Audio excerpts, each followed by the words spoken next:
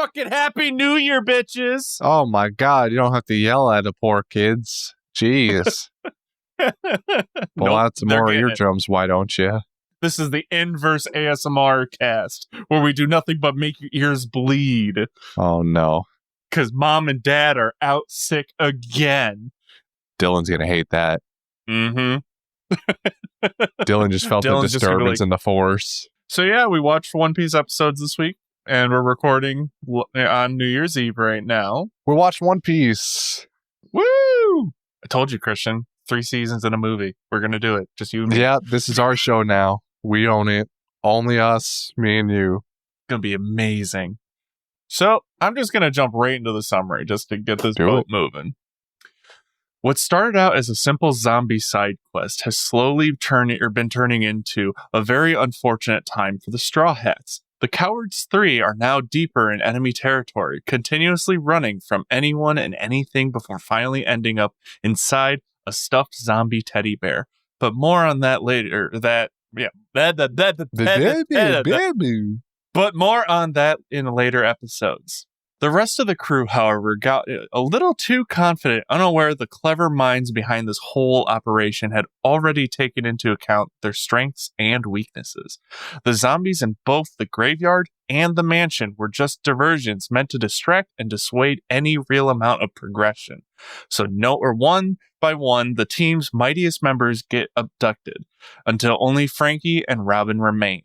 Luckily, right when things look a little bleak, they hear a familiar tune.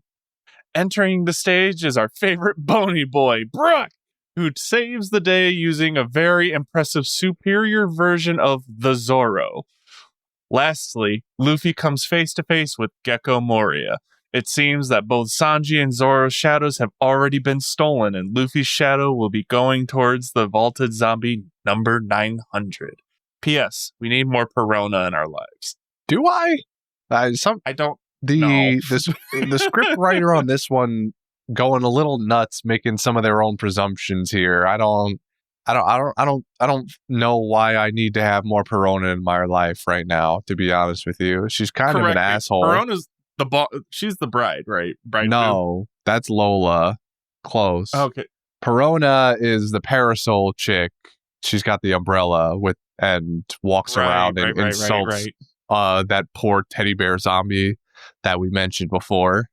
Yeah. You know, she only likes cute things, don't get me wrong. I do think we need more just to get to know the character, because we have gotten a lot of the Absalom, Lola, the other random ones, the pig for a really long time.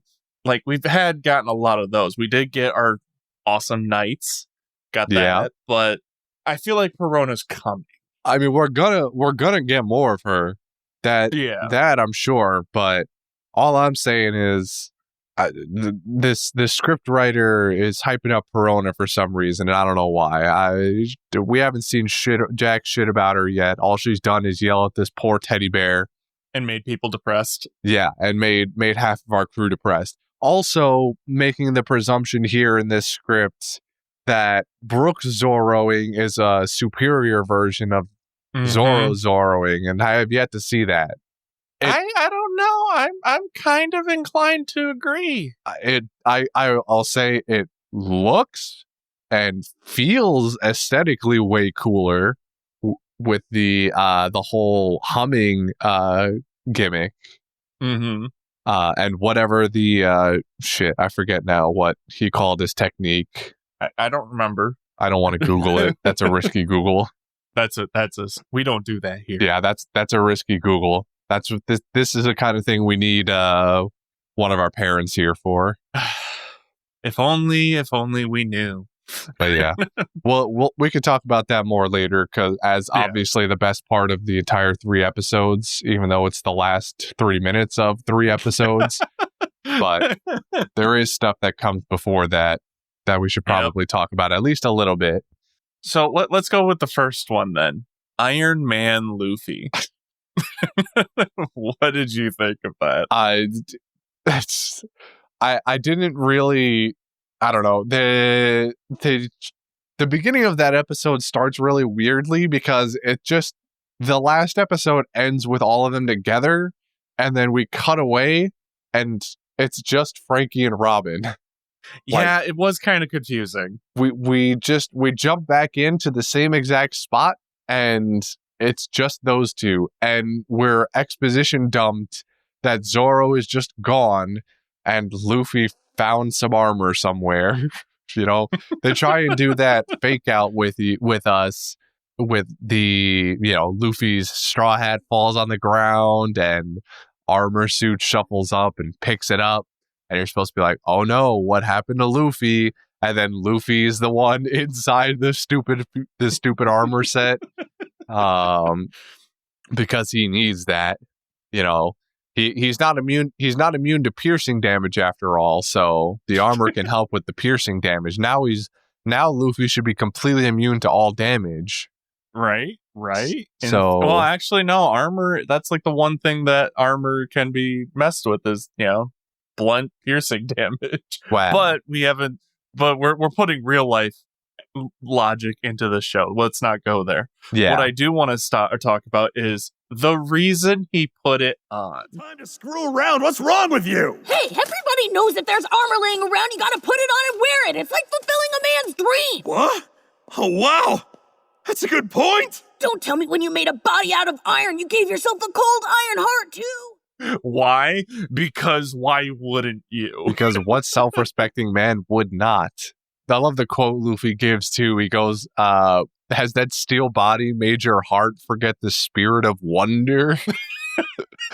and Frankie's like basically on the verge of tears, like, oh my God, you're right. And then he starts to break out into song. The Cyborg Traveler's Steel Sentiment was the title of his song.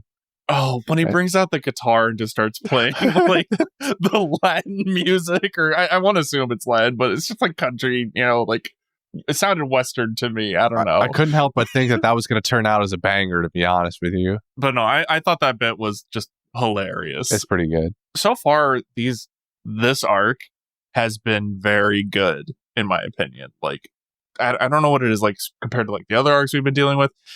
It's taking what I've always expected from this show and then just doing the opposite. And it's like going like, oh my God, we're doing something interesting. Yeah, I've been kind of feeling the same way, actually. I think this arc has a really strong start in between Brooke's introduction and the beginning of showing up to Thriller Bark. The first episode while we're there, them disembarking and all the absolutely ludicrous dumb shit that happens to the three of them, and then when the rest of them jump on the island finally, those are some strong episodes.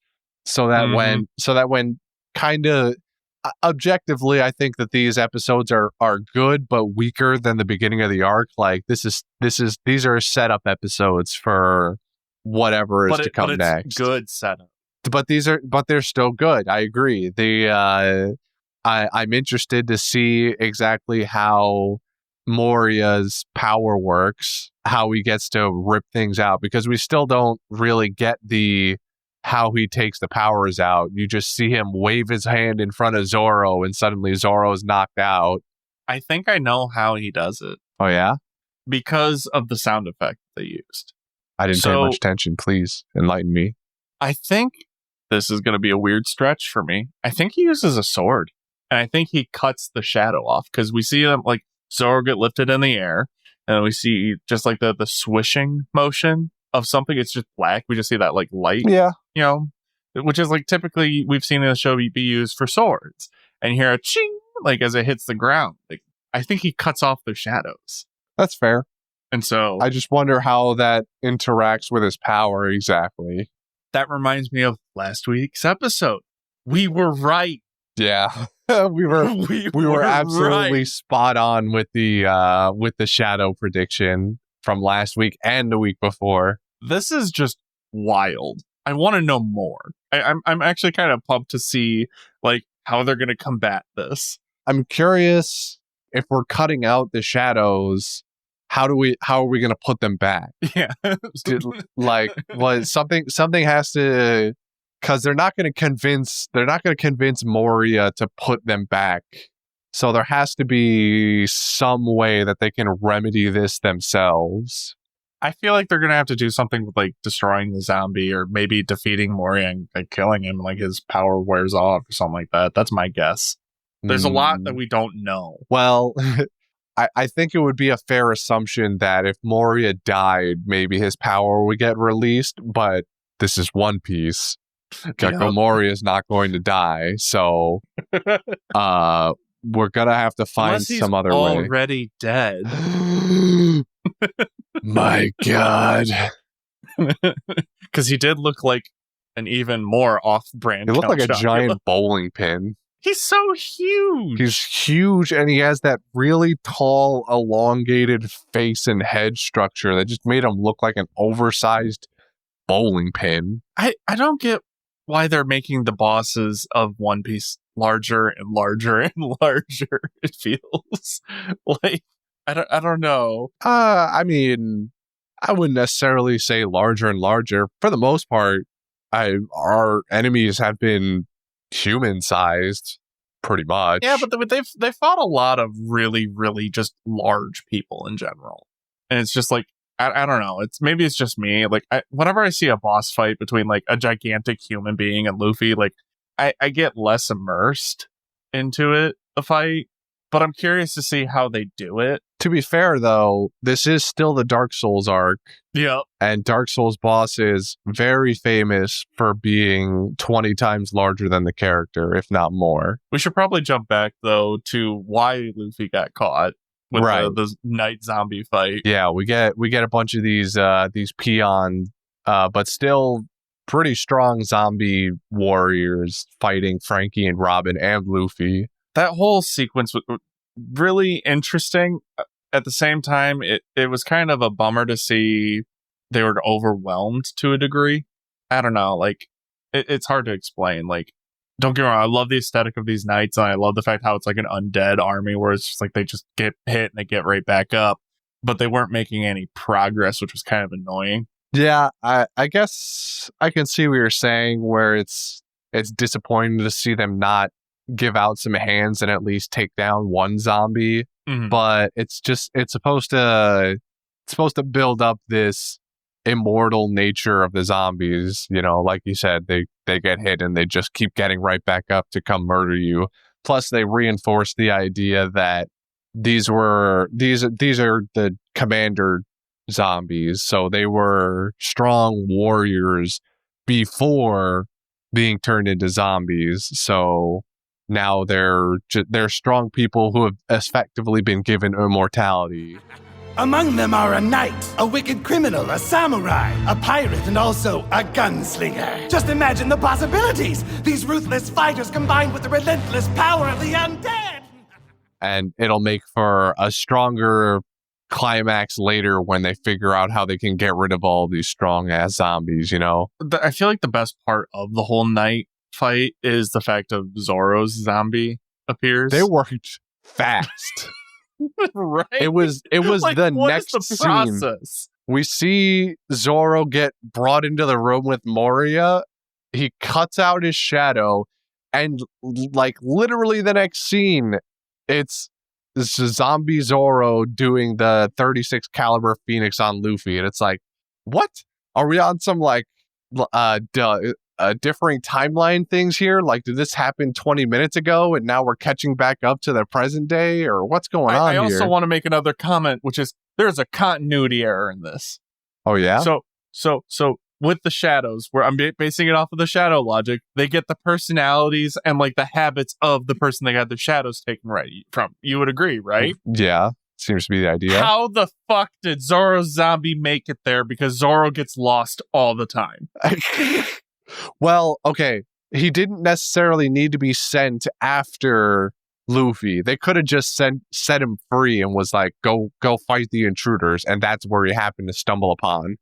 But to your point, there is a moment where all of those zombies start running. I think it's after the bridge gets dropped out from under them, and Brook comes flying in and ends up in a crater right in front of them. they all go, oh, right, we're supposed to be capturing those people. And they start running in one direction, and zombie Zoro runs in the opposite direction. I missed that. It's like, it's pretty quick, but it happens. And I noticed it, and I was like, that's great. So to your point, he still has no sense of direction. I just love it how he starts off with his number one catchphrase. He goes, a sword, it's a... Scars on the back are the shame of a swordsman, but I've got scars on my entire body. You look different, but you are Zoro, right? No, I'm Jigoro. Jigoro? You mean you're not Zoro? But I have a lot of scars. That was so goddamn funny. So dumb.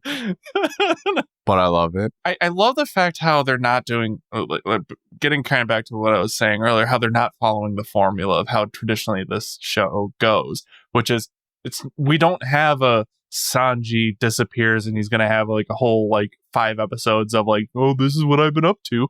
He got captured. I love that. And I love the fact that his shadow is taken. We're getting this funny ass penguin. I love the fact that Zoro got captured. That's why he's separated.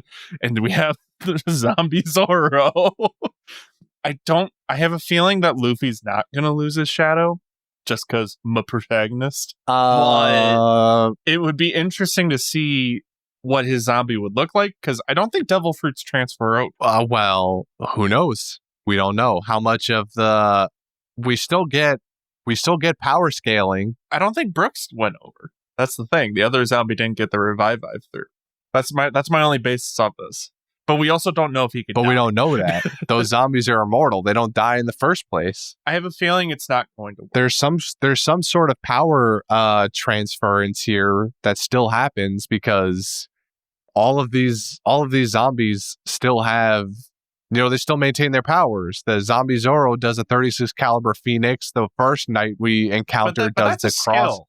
I feel like it's different when it's a skill versus a devil fruit power. I'm perhaps, but we don't know for sure. They might shadow Luffy. Sanji's abilities. That's a skill. Yeah, I see what you're saying. All I'm saying is we don't know for sure yet. There's some sort of power transference here that still applies, but it has yet to be seen whether or not devil fruit will make the transfer also. I don't know. It's one of those things where it's we don't know enough. But it is interesting to have this thought. I feel like Luffy is going to lose his shadow. I'm going to be honest with you. Yeah, they've been hyping up this number 900. It's the number 900 zombie. If they hadn't specifically pointed out this super zombie that apparently they've got stored away in a vault somewhere, if they were just going to shove Luffy's shadow into another whatever zombie, then fine. Maybe I would argue that Luffy probably wouldn't lose his shadow that way. But for them to go out of their way and go, we're making a big show out of number 900 guys. We're calling the 3 phantoms in so that they can watch. We've got 900 locked up in a vault ready to go. We're ready. We bought the chips and dip this time. It's a party. Luffy's losing his shadow, and somehow we'll get it back. Obviously, I just think it's just going to be based off of Luffy's raw strength, not his devil fruit abilities. That's where I think it's coming. We'll find out. Yeah, we will find out hopefully soon. God, does that mean that the penguin can cook? It probably means the penguin can cook. Yeah. My God, because it still has, it still has Sanji's personality and traits. He knows Sanji's fighting style. I'm sure that means he knows his cooking style. I just when they were revealing or trying to subtly reveal it, we had already known, but right. In the first episode where Nami's seeing all the the symptoms, I was just sitting there yes. That meme where it's the wrestler mania guys reacting yeah. I'm I was right, we were right, oh my God. Or the moist critical meme. Whoa, that's what I've been waiting for, baby. Exactly. But we should probably backpedal a little bit. Robin being able to fly.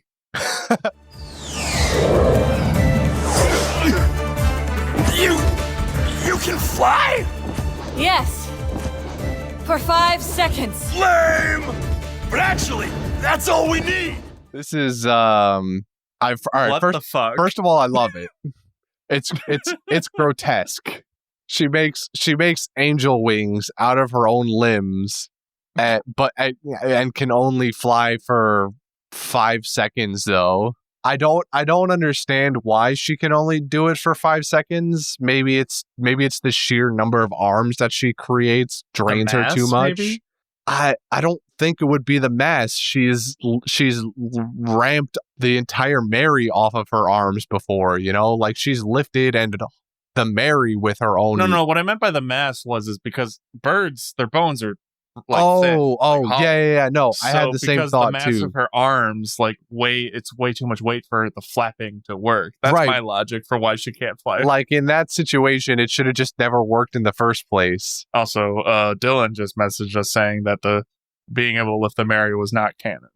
But I say, fuck. Was that what you were talking about, or? Oh, okay. No. Well, that's fair, I guess. But anyways, that makes sense. I had the same thought too. I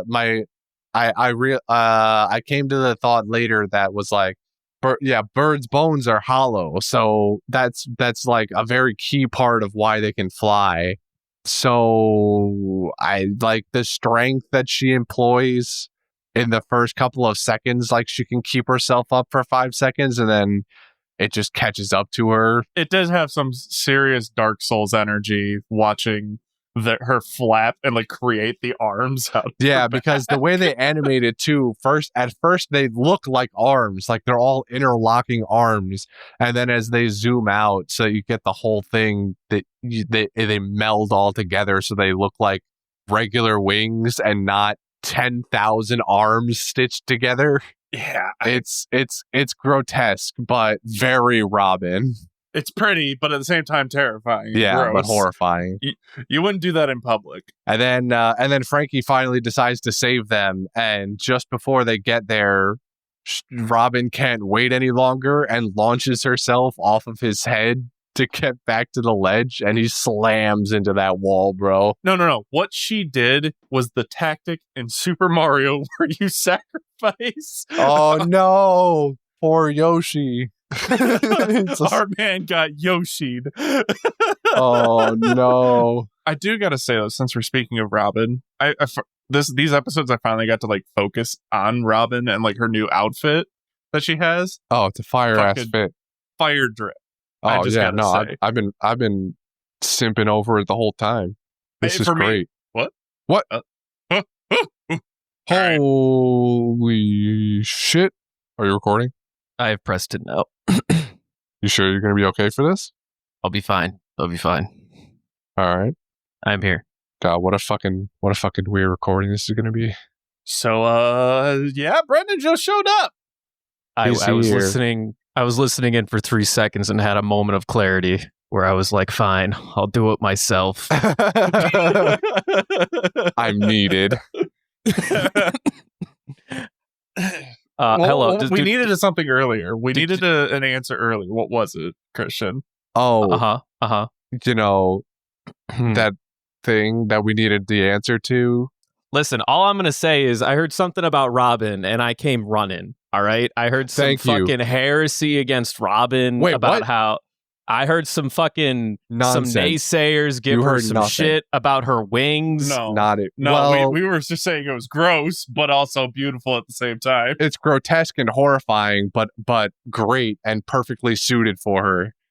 What you probably heard was the part where we said it's nonsense that she should be able to fly in the first place because, oh my God, who is this now?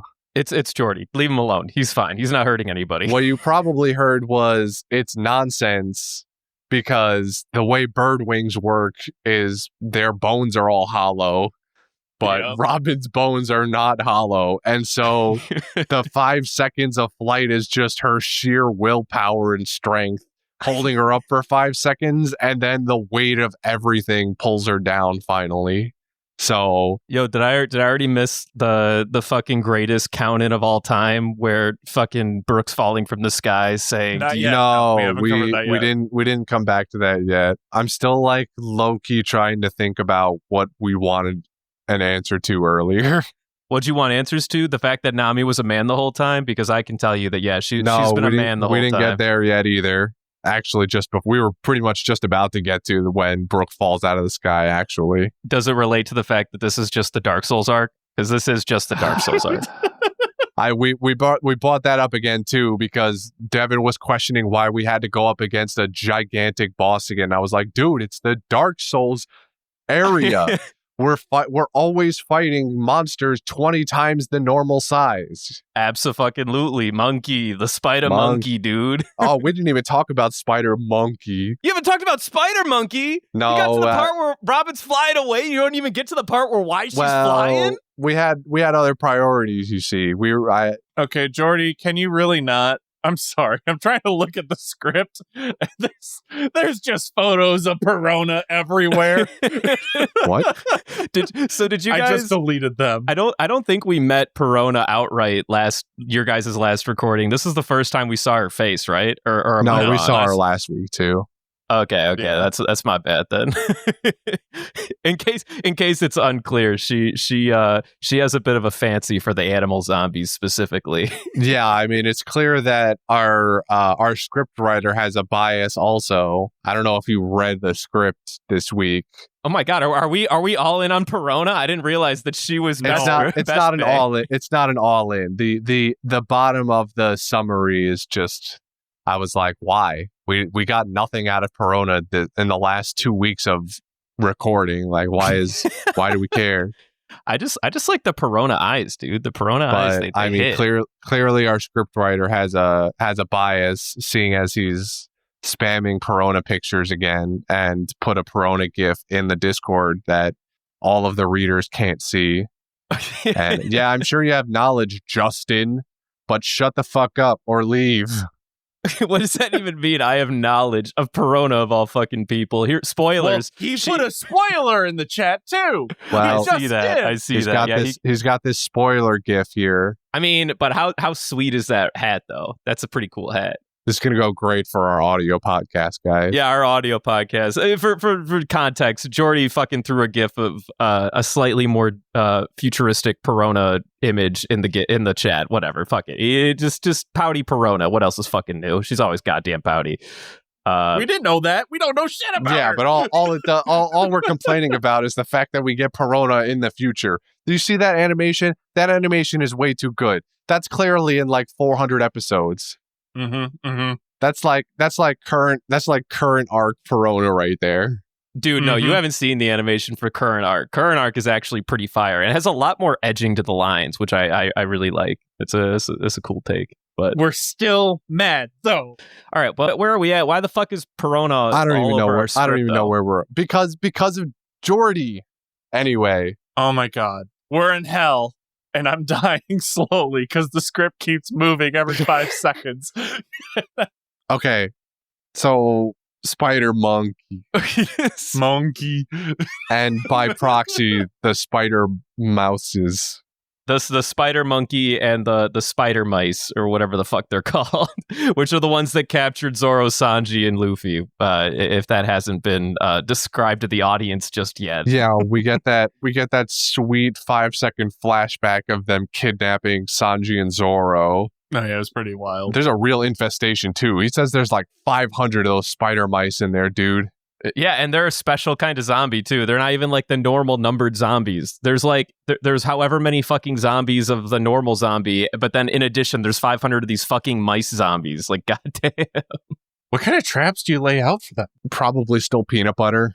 Speaking of sawing bridges in half, you know what came down right after that bridge, though? The Bony Boy. Looks like something's fallen up there. No, someone is fallen. You guys see that? What do you call a flying skeleton? Boom! Oh, God. Just falls out of the sky from who knows where. Dude, he didn't just fall from the sky like from who knows where. He comes flying down from the heavens with nothing but a stupid bone joke just to appease the masses. But oh god, no, hearing his song.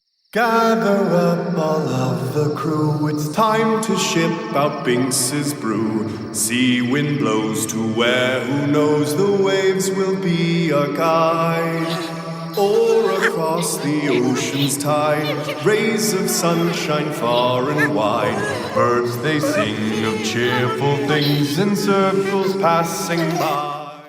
Yeah. Before we got like a snippet of it, but not like a good portion of the song, and that was fire. I'm glad you liked it. I like Brook. I don't know if I made it clear enough. I really do like Brook. He's Zoro's the spider monkey, and I love it with songs. There's so I think part of me wants to say it has to do with his voice, is why he's able to like do it with a sword. Yeah, I would imagine sound comes into play in some regard. Like maybe he's cutting them with sound waves, vibrations. Yeah. The humming has to make the humming has to have a point. I expect to see complex, more swordplay out of Brook when the time comes. But for now, I'm more than happy with him one-shotting a goon like this. Worry not, my friend. I'm not going anywhere. I'll put an end to this promptly.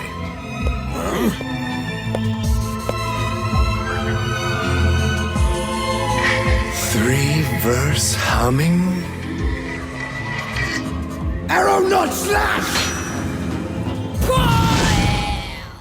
When it looks this cool, and when he sings that banger, bro, come on. I do hope you like that song, because that song will come up again in this arc a few times, in fact. So I hope you don't get sick of it. It's pretty good. No, I'm absolutely with it. And the dub version of that song is also a pretty big banger too. I'm always a big fan of it, but I kind of want to hear them side by side. They're a little different. The lyrics are a little different, only because like the way the rhyming scheme pans out is always gonna like kind of change things, because I also want to make it flow really well. But I mean, it has like the same tone, and it's still super good. I'm a big fan, because Brook obviously has more than one song in this series, and the guy who voices Brook in the dub too just has an absolute gas as Brook like all the time. It's so much fun listening him to do like random Oh, he's the same guy who does Space Dandy. I forgot. Wait, the English guy? Yeah. Ooh. So if you're familiar with Space Dandy, the dub for Space Dandy, the guy who does Space Dandy, Ian Sinclair. All right, but I think all in all, we eventually got to everything. Yeah? No? Maybe? Besides the fact that Nami's a man?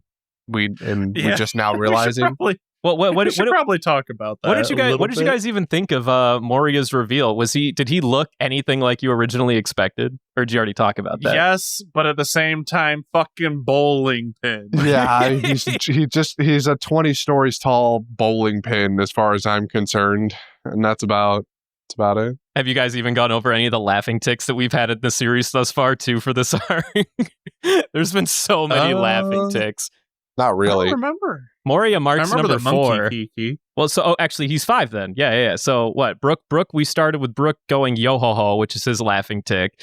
Then we have Professor Hogback, who just goes like fosh all the fucking time. Then we also now Moria, who goes like she. The monkey that goes, I don't even remember what he goes like, but he does something. I think he makes monkey noises like.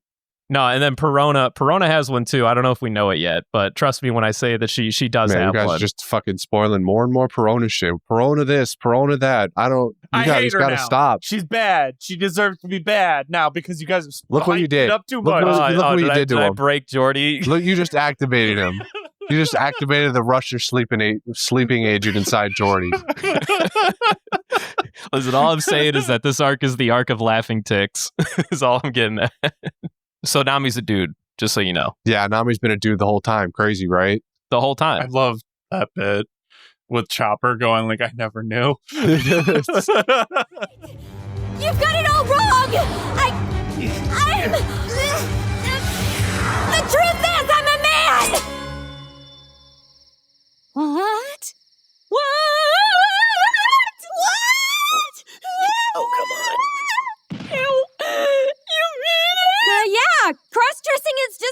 zombie of mine. I'm not joking.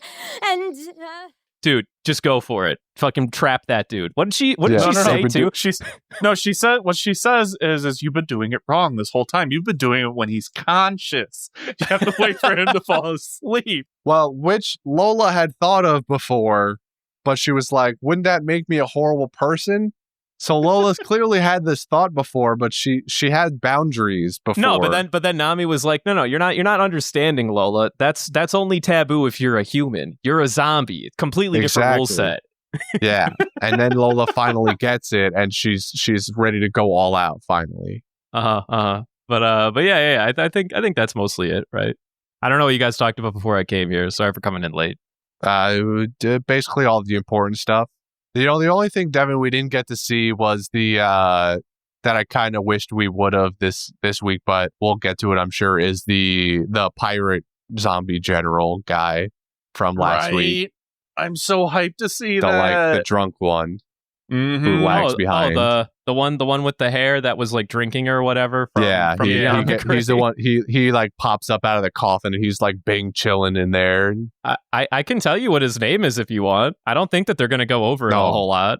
All right, fine. We'll wait. I'm sure. I think it does come up, but I'm not positive either way.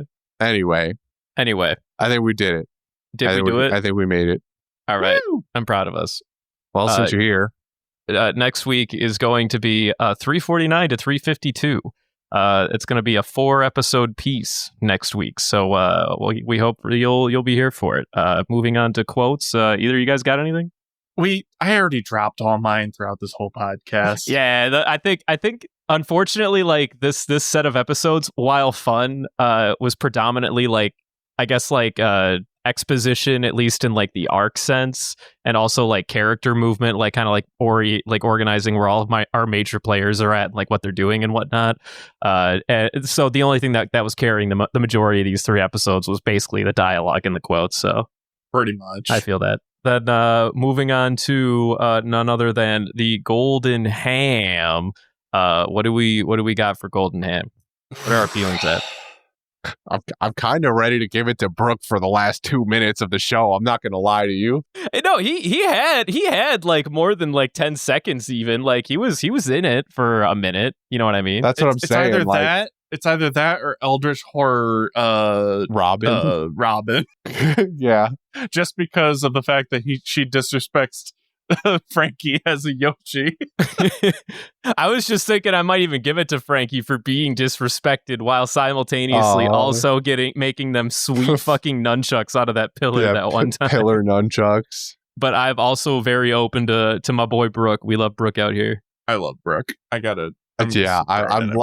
loving Brooke more and more by the day. He does almost nothing in these episodes besides super cool Zoro, a monkey spider. And I love every second of it, and sing a banger tune. But yeah, I don't know. I'm kind of ready to just give it to Brooke for that. Even though at this rate we'll be giving Brooke a Golden Ham every week. But oh no, he deserves it. Well, you didn't give it to him last week though, right? Like he wasn't even there. No, the Penguin got it. I think respectable. Mm-hmm. All right. Well, then I think that's a 3-piece Brooke. 3-piece Brooke. 3-piece Brooke. How about it?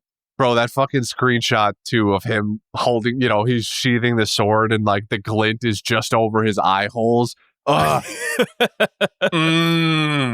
So good. Anyway, despite you being late, I'm sure you showed up here with a haiku for us. Right now, the one you're going to present to us at this junction in the podcast. Where we talk about haikus, the grab bag haiku. Don't worry, I could start with mine for now, and because I cheated.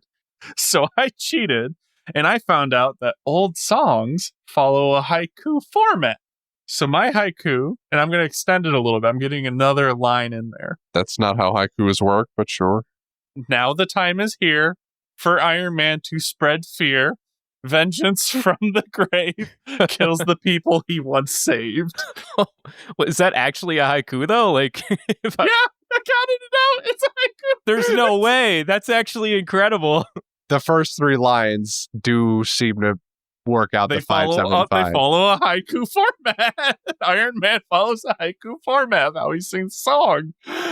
Well, I don't think we need the last line in there. I don't think he's planning to kill Frankie and Robin at this moment. You don't know. His shadow will. I don't think he would have killed the spider monkey. His shadow might. Does his shadow count, though? No. That was supposed to be Luffy. That was because he's Iron Man, because he put on the suit of armor. Oh, right. Okay, Christian. So that haiku that you brought to the table for the podcast? I have one. Do you want me to? I want it. Okay. Bones fall from the sky. Spider monkey dies today. Humming tune slays all. I went edgy tonight. I'm particularly proud of this one. Maybe this one will go down in history. That's for the viewers and everybody to decide. Oh. The bony boy says, "Omae mo shindairu," and so it is done. Nani?